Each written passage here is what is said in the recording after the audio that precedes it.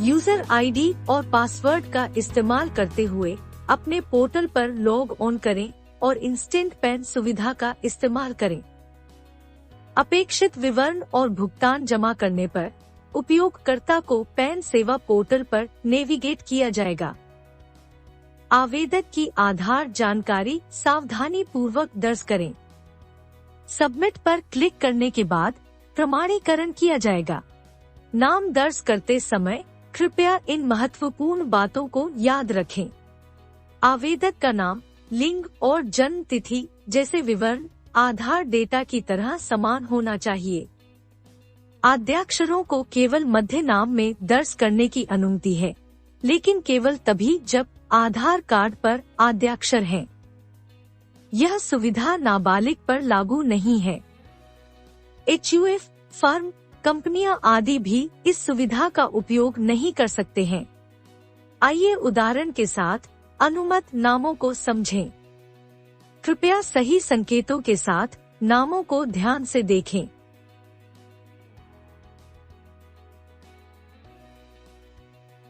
कृपया सुनिश्चित करें कि दर्ज किए गए नाम आधार के अनुसार हैं। सफल प्रमाणीकरण पर उपयोगकर्ता आवेदक विवरण के लिए निर्देशित हो जाएगा। यहाँ पहले दर्ज किए गए विवरण देखे जा सकते हैं। आप उस नाम का उल्लेख कर सकते हैं जिसे आप पैन कार्ड पर मुद्रित करना चाहते हैं। यदि आप किसी अन्य नाम से जाने जाते हैं तो कृपया इसका उल्लेख करें। इसके बाद उपयोगकर्ता को माता-पिता के विवरण पर निर्देशित किया जाएगा। आवेदक के पिता का नाम दर्ज करें। व्यक्तिगत आवेदन के लिए पिता का नाम अनिवार्य है और मां का नाम वैकल्पिक है। यदि कार्ड पर मुद्रित होने के लिए मां का नाम चुना जाता है, तो मां का नाम दर्ज किया जाना अनिवार्य है। हालांकि यदि कोई मां एकल माता पिता है, तो उपयोगकर्ता एकल मां विकल्प चुन सकता है और मां का नाम दर्ज कर सकता है। यहाँ भी आद्याक्षरों को केवल मध्य नाम फील्ड में दर्ज करने की अनुमति है। इसके बाद उपयोगकर्ता को अन्य विवरणों के लिए निर्देशित किया जाएगा। फिजिकल पैन या केवल ई पैन के बीच चुनें।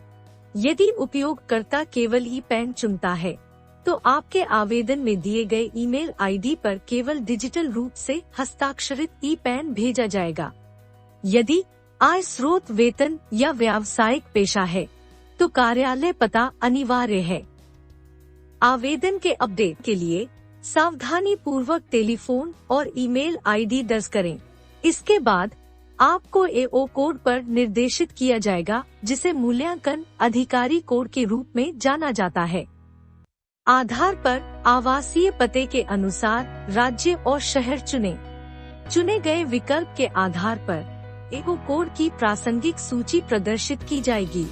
स्थान के अनुसार अपना area code, AO type, range code, AO number चुनें। शहर और दिनांक का नाम दर्ज करें। इसके बाद उपयोगकर्ता को पुष्टिकरण पृष्ठ पर निर्देशित किया जाएगा। उपयोगकर्ता को आवेदन में दर्ज सभी विवरणों की जांच करनी होगी। इसके बाद उपयोगकर्ता को eKYC प्रमाणीकरण पोर्टल पर निर्देशित किया जाएगा। eKYC प्रमाणीकरण के लिए 2 विकल्प उपलब्ध हैं: OTP आधारित eKYC और बायोमेट्रिक आधारित eKYC। यदि उपयोगकर्ता OTP आधारित eKYC चुनता है, तो OTP आवेदक के मोबाइल और आधार में पंजीकृत ईमेल आईडी पर भेजा जाएगा। eKYC करने के लिए उपयोगकर्ता को आवेदक के माध्यम से OTP कैप्चर करना होगा। वैध OTP जमा करने पर सफल eKYC प्रमाणीकरण की स्क्रीन दिखाई जाएगी। यदि उपयोगकर्ता बायोमेट्रिक आधारित eKYC चुनता है, तो उपयोगकर्ता को eKYC करने के लिए पंजीकृत बायोमेट्रिक डिवाइस के माध्यम से आवेदक के बायोमेट्रिक को कैप्चर करना होगा।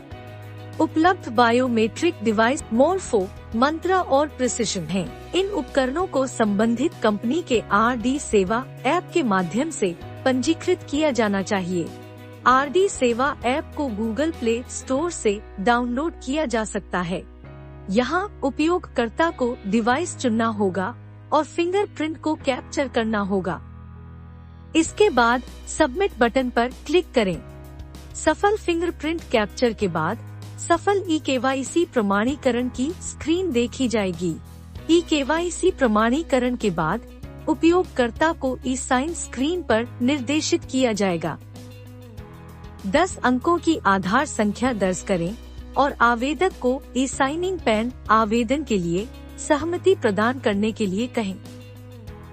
OTP आवेदक के मोबाइल नंबर और आधार के साथ पंजीकृत ईमेल ID पर भेजा जाएगा।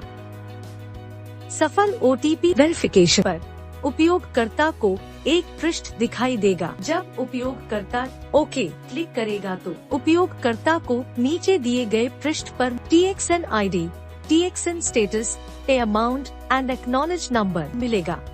PDF और भुगतान रसीद नीचे दिए गए प्रारूप में आवेदक के पंजीकृत ईमेल ID पर भेजी जाएगी। उपयोगकर्ता 2 तरीकों से ट्रांजैक्शन ट्रैक कर सकते हैं। ट्रांजैक्शन स्टेटस के माध्यम से स्टेटस चेक करने के लिए request type, transaction ID and entity ID दर्ज करें। एप्लीकेशन नंबर के माध्यम से स्टेटस चेक करने के लिए एप्लीकेशन नंबर दर्ज करें।